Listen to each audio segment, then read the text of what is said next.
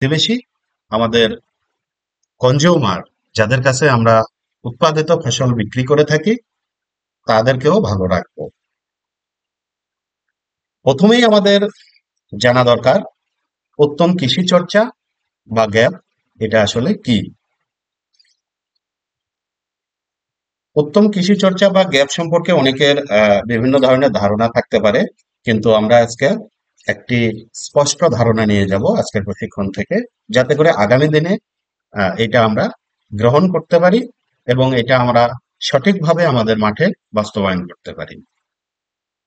উত্তম কৃষি চর্চা হচ্ছে একগুচ্ছ নীতি, বিধি ও সুসংগত সুপারিশমালা, যা ফসল উৎপাদন থেকে শুরু করে ভোক্তার নিকট পৌঁছানো পর্যন্ত বিভিন্ন কার্যক্রমে প্রয়োগ করার ফলে মানসম্মত নিরাপদ খাদ্য সরবরাহ ও পরিবেশের সংরক্ষণ নিশ্চিত করার মাধ্যমে টেকসই উন্নয়নকে ত্বরান্বিত করে।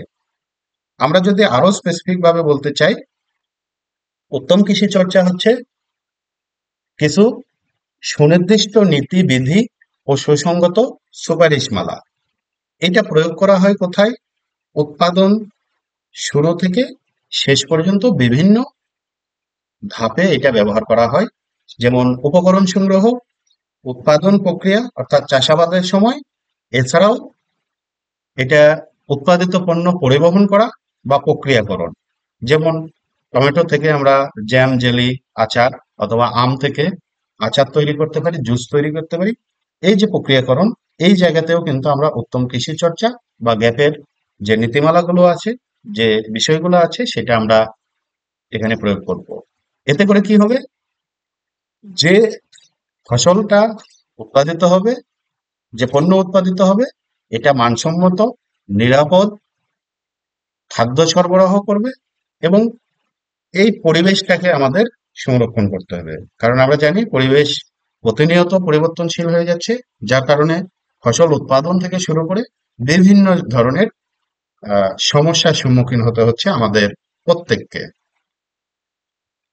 এই যে উত্তম কৃষি চর্চা বা গ্যাপ, এটার উদ্দেশ্য আসলে কি?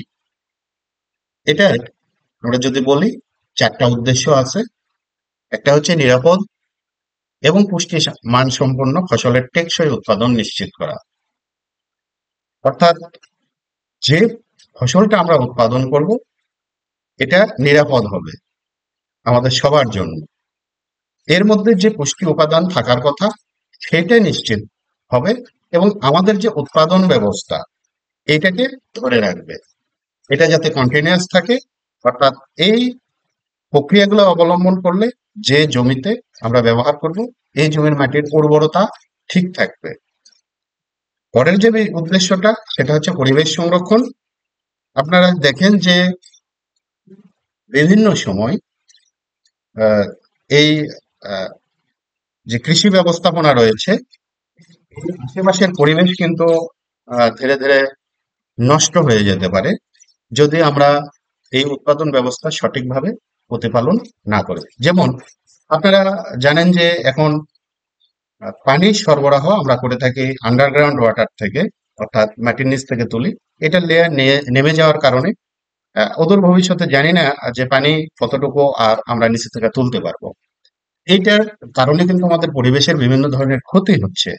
তো এই বিষয়টা আমাদের নজরে রাখতে হবে এবং এই সমস্যা যাতে না হয়, অর্থাৎ পরিবেশটা সংরক্ষিত হয়, সেই বিষয়টার জন্য কিন্তু আমরা এখানে গুরুত্ব দেব। কর্মীর স্বাস্থ্য সুরক্ষা, নিরাপত্তা এবং কল্যাণ সাধন। এখানে কর্মী বলতে আপনি যদি কাজ করেন, আপনিও কর্মী। কারখানা, অর্থাৎ এই ফুড প্রসেসিং কারখানা যেখানে আছে, এখানে যারা কাজ করে তারাও কর্মী। তাদের স্বাস্থ্য সুরক্ষাটা আমাদের নিশ্চিত করতে হবে, নিরাপদ করতে হবে এবং তাদের যাতে ভবিষ্যতে ভালো হয় সেটা করতে হবে। এখন আমি এই কাজগুলো করার ক্ষেত্রে দক্ষ শ্রমিক তৈরি করেছি, কিন্তু সে অসুস্থ থাকলো, আমাদের কারখানা বন্ধ থাকলো। অথবা আমি যাকে আহ, একটা ফসল চাষ করার জন্য তৈরি করেছি প্রশিক্ষণ দিয়ে, তাকে যদি আমি ভালো রাখতে না পারি, তাহলে ওই কাজটা কিন্তু আর অন্য কেউ করতে পারবে না। একই রকম ভাবে খাদ্য শৃঙ্খলের সকল স্তরের সুনির্দিষ্ট পদ্ধতি সমূহ অনুসরণ করা। আমরা জানি খাদ্য শৃঙ্খল রয়েছে, এই খাদ্য শৃঙ্খলের বিভিন্ন স্তর রয়েছে, বিভিন্ন স্তরে বিভিন্ন ধরনের প্রাণী রয়েছে, জীবজ রয়েছে, তাদের যে স্তরে যেভাবে তাদের নেচার, তাদের অবস্থান, তাদের আচরণ, সেইটাকে বিবেচনা করে আমরা পদ্ধতি সমূহকে অনুসরণ করব। যেমন এখানে যদি আমরা একটা উদাহরণস্বরূপ বলি যে আমাদের কিছু পোকা আছে ফসলের প্রাথমিক দিকে আসে, কিছু পোকা আছে লাস্টের দিকে আসে। সেই জায়গাতে কিন্তু আমাদের কাজ করতে হবে। আমরা যদি প্রথমে যে পোকা আসে এটা পরবর্তী ম্যানেজমেন্টে যাই তাহলে কিন্তু সমস্যা হয়ে যাবে। আবার ধরেন ইঁদুর, ও কিন্তু যেই সময় আসবে তার আগে যদি ব্যবস্থাপনা নেই তাহলে কিন্তু ওই যে ঔষধটা দিলাম এই ঔষধটার কারণে আমার উপকারে অনেক পোকামাকড় নষ্ট হতে পারে। এই যে উত্তম কৃষি চর্চা, এটার গুরুত্ব কি, অর্থাৎ এটা আমরা যদি প্রয়োগ করি তাহলে আমরা কি পাবো, এটা ইম্পর্টেন্স। প্রথমে যদি আমরা বলি ঝুঁকিমুক্ত নিরাপদ খাদ্য উৎপাদন। আমরা জানি যে ক্যান্সার এখন দুরারোগ্য রোগ, একটা ব্যাধি। বেশ কিছু ফসল আছে, এমনও সবজি আছে, এমনও ফসল আছে যেটা নিয়মিত খাচ্ছি, আসলে তার সাথে কি খাচ্ছি, বিষ খাচ্ছি। এটা খাওয়ার ফলে ধীরে ধীরে ধীরে ধীরে একটা সময় গিয়ে আমাদের বন্ধ্যাত্ব চলে আসছে, এইটা একটা বিষয়। আবার ধরেন অনেকে আমাদের কি ঘটছে যে আহ এখনই খাচ্ছি, খাওয়ার পরপরই আমাদের টয়লেটে যেতে হচ্ছে, সেটা ক্ষণস্থায়ী হোক বা দীর্ঘস্থায়ী সমস্যা হোক। এই সমস্যা থেকে উত্তরণের জন্য আমাদের যে খাদ্যটা হবে এটা অবশ্যই ঝুঁকিমুক্ত নিরাপদ, এটা আমরা পাবো, নিশ্চিত করা যায় যদি গ্যাপ আমরা অনুসরণ করি। পরিবেশের ভারসাম্য রক্ষা হবে, এটা আমরা পরিবেশের বিভিন্ন উপাদান আছে, প্রত্যেকটা বিষয় আমরা যখন এই কাজে যাব এই বিষয়গুলো আমরা দেখব, আজকে প্রশিক্ষণে কিন্তু আমরা এটা জানবো। এবং আমাদের সাথে যারা কর্মী আছে তাদের স্বাস্থ্য সুরক্ষা নিরাপত্তা এটা নিশ্চিত হবে, তাদের কল্যাণ সাধন হবে। অর্থাৎ এখানে যারা কর্মরত থাকবেন, এটার সাথে যারা যুক্ত থাকবেন, আহ, আমি ভালো থাকবো না, তাদেরকে নিয়েও আমার ভালো থাকতে হবে, কারণ আমার কাম, আমার উদ্দেশ্য, আমার উৎপাদন ব্যবস্থা এটাকে ভালো রাখতে হবে। এখন ধরেন সবাই ফসল হারভেস্ট করবেন, এর জন্য যে কর্মী দরকার প্রশিক্ষিত, আপনি একটা ভালো পদ্ধতি গ্যাপ অনুসরণ করে এই যে ফসলটা উৎপাদন করেছেন, কিন্তু তারা সবাই অসুস্থ, তারা বুঝতে পারছে না, তাহলে আপনার ফসলটা কি মাঠে নষ্ট হবে?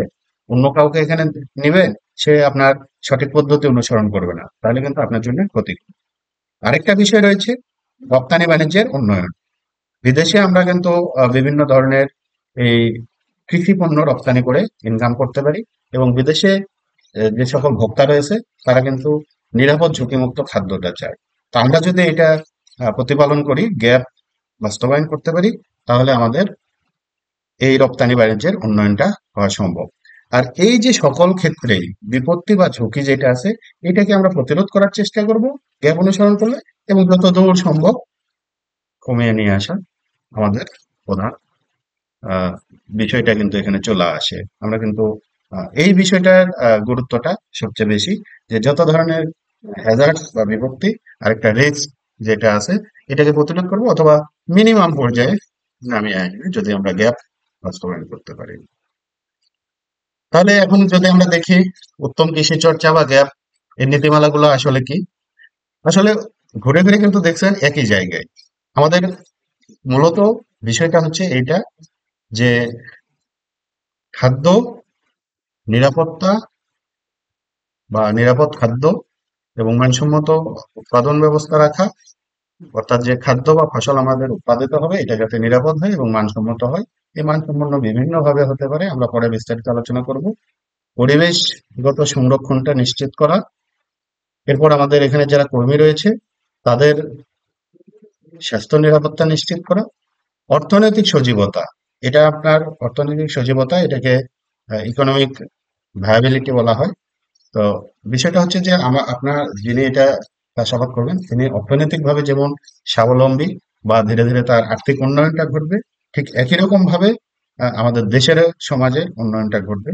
আরেকটা হচ্ছে যে আমরা এমন কিছু করব না যেটা সামাজিকভাবে গ্রহণযোগ্যতা পাবে না।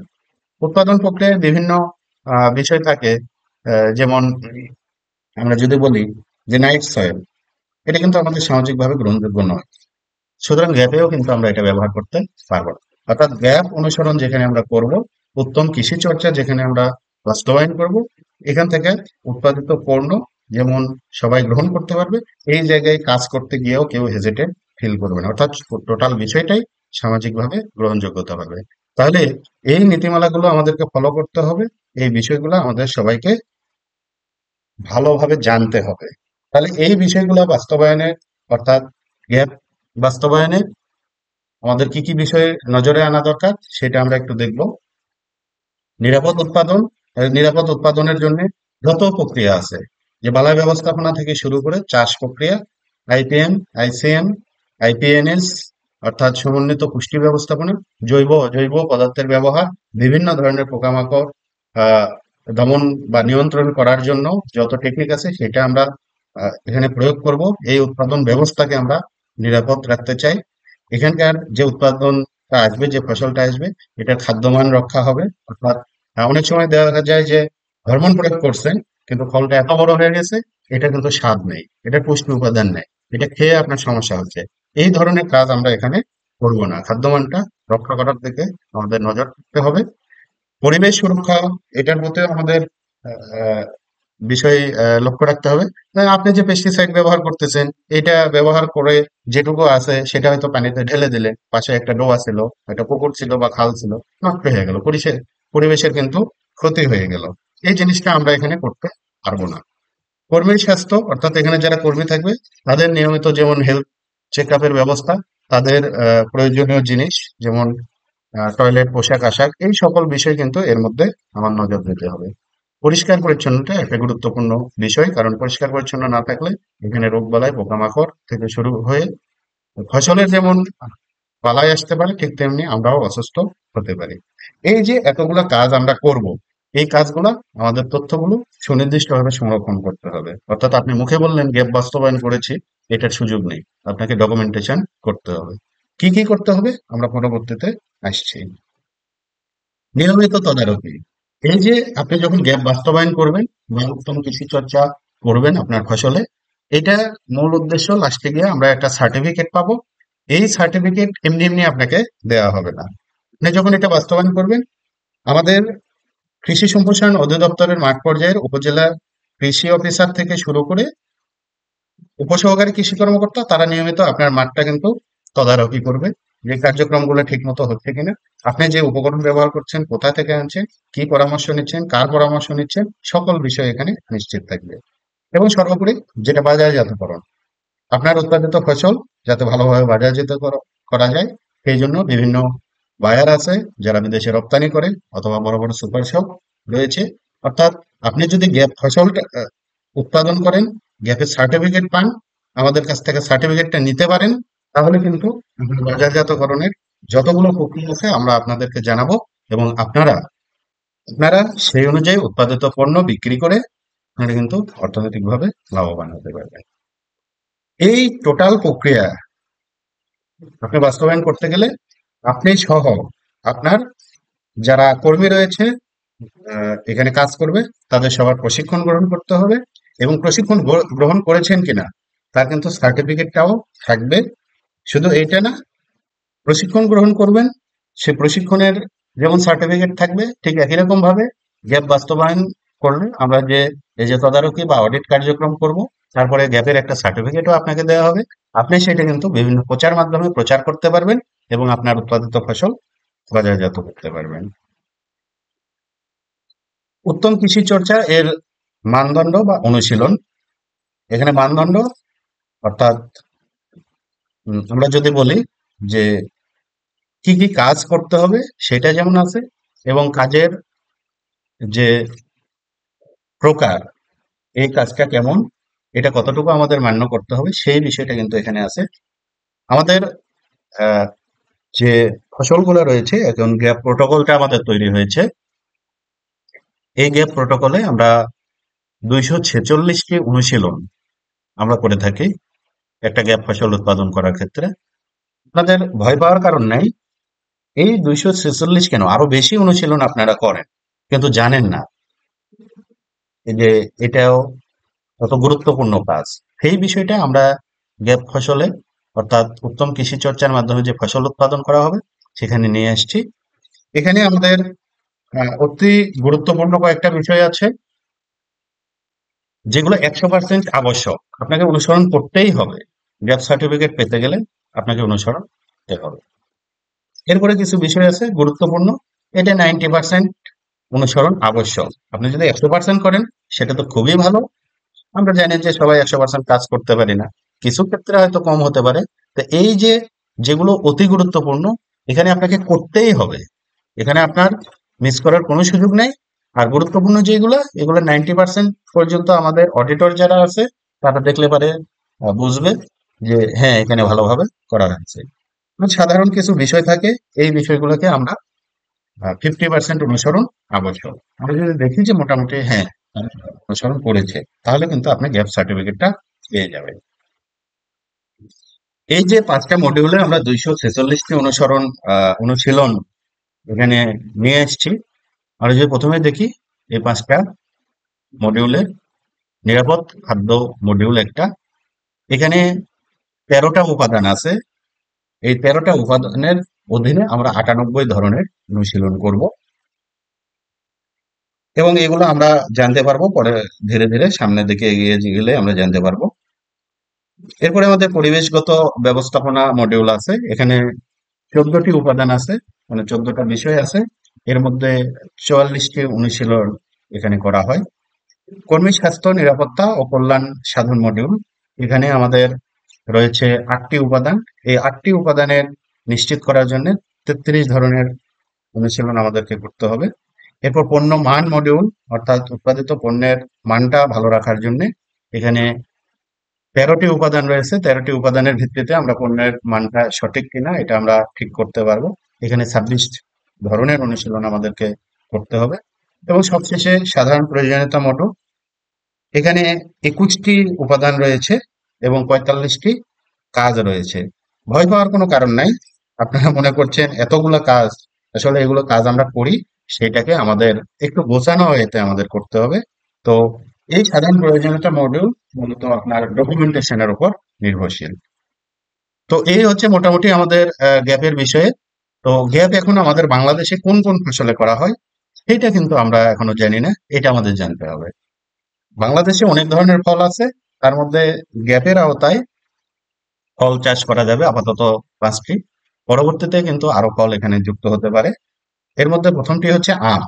আম উৎপাদনের ক্ষেত্রে আমরা কিন্তু গ্যাপের যে সুনির্দিষ্ট বা সুসংগত যে সুপারিশমালা, নীতিমালা এটা তৈরি হয়েছে, এইটা কিন্তু আমরা আম ফসলের ক্ষেত্রে বাস্তবায়ন করতে পারবো। আমাদের জাতীয় ফল কাঁঠাল, এই কাঁঠাল উৎপাদনের ক্ষেত্রেও আমরা এই গ্যাপের প্রোটোকল তৈরি হয়েছে, সেটা আমরা বাস্তবায়ন করতে পারবো। পেয়ারা, আমাদের নাটোর এলাকায় কিন্তু ব্যাপক পেয়ারা হচ্ছে, আমও হচ্ছে, এগুলো কিন্তু আমরা গ্যাপের আওতায় নিয়ে আসতে পারি। আনারস, যদিও এটা আমাদের মধুপুর বা পাহাড়ি এলাকায় হয়, কিন্তু সারা বাংলাদেশের কথা চিন্তা করে এটা নিয়ে আসা হয়েছে। এক এক এলাকায় এক এক ফসল ভালো হয় আমরা জানি, এটা হচ্ছে অ্যাগ্রো ইকোলজিক্যাল জোনের উপর নির্ভর করে। এরপরে জারা লেবু, আমরা যে লেবু ব্যবহার করি এই লেবু না, জারা লেবু, এটা সাইজটা একটু বড়, এটা রসের পরিমাণটা বেশি। এই যে যতগুলো ফসল অর্থাৎ ফল এখন দেখছি 5টা, এই 5টাই কিন্তু আমাদের এক্সপোর্টেবল, অর্থাৎ বিদেশে কিন্তু রপ্তানি করার মতো, এবং কিছু কিছু হচ্ছে। এখন বায়ার যারা রয়েছে তারা কিন্তু চাচ্ছে যে গ্যাপ বাস্তবায়ন করেন, গ্যাপের সার্টিফিকেট দেখেন, তাহলে সেক্ষেত্রে আমরা এই ফসলগুলো আপনাদের কাছ থেকে নিতে পারবো। অর্থাৎ আজকে আপনারা যারা ট্রেনিং করছেন তারা যদি সঠিকভাবে এই নিয়মগুলা মেনে চলেন, আপনাদের সিদ্ধান্ত নিলে আমরা আপনাদেরকে আরো প্রশিক্ষণ দেব, কর্মীদেরকে প্রশিক্ষণ দেব, এবং সবাই কিন্তু এখানে আপনারা প্রশিক্ষিত হবেন। এবং নীতিমালা অনুসরণ করলে আপনার একটা গ্যাপ সার্টিফিকেট পাবেন। আমাদের কাছে আবেদন প্রক্রিয়া আমরা সেটা দেখব, এবং সার্টিফিকেট পেলে সে সার্টিফিকেট এবং ওখানে লগও থাকবে, এইটা আপনার বিভিন্ন পণ্যে দেখানো যাবে। এবং এটা শো করতে পারবেন যে হ্যাঁ আমি আসলেই গ্যাপ ফসল বাস্তবায়ন করেছি। এবং এটার আবেদন প্রক্রিয়া, সার্টিফিকেশন প্রক্রিয়া সবকিছুই আপনাদেরকে জানানো হবে। পার্ট বাই পার্ট আমরা সামনে দেখব। গ্যাপ ফসলের ক্ষেত্রে আমরা আগে দেখলাম 5টি ফল এবং রয়েছে 10টি সবজি, অর্থাৎ মোট 15টি ফসল বাংলাদেশে এখন গ্যাপের আওতায় নিয়ে আসা হয়েছে। এই সবজি ফসলের মধ্যে আমরা দেখছি কি আলু রয়েছে এবং কাঁচা পেঁপে রয়েছে। এরপর রয়েছে আমাদের পটল, রয়েছে বাঁধাকপি, এরপর আমাদের রয়েছে বেগুন, বরবটি। এরপর আমাদের রয়েছে করলা, আপনারা অনেকে উস্তা বলেন, এই করলা। এরপর রয়েছে চিচিঙ্গা। এবং সর্বশেষ আমাদের কচুরলতি এবং লাউ রয়েছে। এই যে 10টা সবজি, এগুলো কিন্তু আমাদের বিদেশে এখনো রপ্তানি হচ্ছে, কিন্তু সেটাকে আরো ত্বরান্বিত করার জন্য আমাদের গ্যাপ অনুসরণ করা জরুরি। কারণ এটা একটা সার্টিফিকেট, এটা একটা মান কনফার্মেশন করা, যাতে করে বিদেশি বায়ার যারা রয়েছে তার রপ্তানি বাণিজ্য যেমন উন্নয়ন ঘটবে, ঠিক একই রকম ভাবে আপনার উৎপাদিত ফসল একটা সুপার শপে যখন আমরা শো করব, মানুষজন দেখবে, এটা কিন্তু ভালোভাবে তারা গ্রহণ করবে। এই গ্যাপ বিষয়ে যদি আমরা আরো বিস্তারিত জানতে চাই বা গ্রহণে আগ্রহী হই, তাহলে আমরা যোগাযোগ করতে পারি আপনার যে ব্লকের উপসহকারী কৃষি কর্মকর্তা আছে ওনার সাথে, অথবা উপজেলা কৃষি অফিসারের সাথে যোগাযোগ করতে পারেন। এখন যদি আপনাদের আরো কোনো প্রশ্ন থাকে, তাহলে প্রশ্ন করতে পারেন, আমি উত্তর দেব। আর না হলে গ্যাপ বিষয় বা বিভিন্ন প্রযুক্তি সম্পর্কে আপনারা যদি জানতে চান, সেক্ষেত্রে আমার ইউটিউব চ্যানেল আছে অথবা ফেসবুক আছে, এই যে নাম দেখছেন, এখানে সাবস্ক্রাইব করতে পারবেন। তাহলে নিয়মিত আপডেট ভিডিও দেওয়া হয়, আপনি ভিডিওগুলো দেখতে পারবেন এবং আপনার গ্যাপ ফসল বা উত্তম কৃষি চর্চার ক্ষেত্রে এটা প্রয়োগ করতে পারবেন। সবাইকে সবাইকে ধন্যবাদ জানাচ্ছি।